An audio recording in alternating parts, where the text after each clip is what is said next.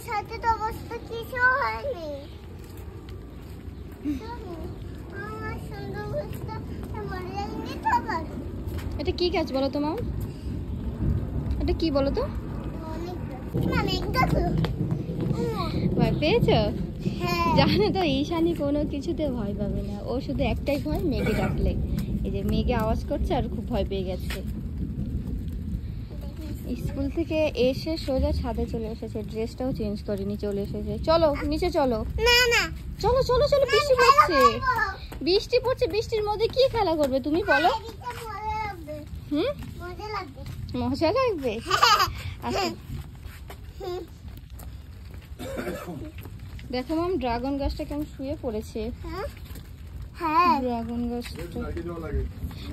গাছটা বেঁধে দেওয়া দরকার। না না, এই যে লম্বা হয়ে গেছে না, কেমন বেড়ে গেছে, একটু বেঁধে দেওয়া উচিত ড্রাগন গাছটা। হ্যাঁ বুঝেছি।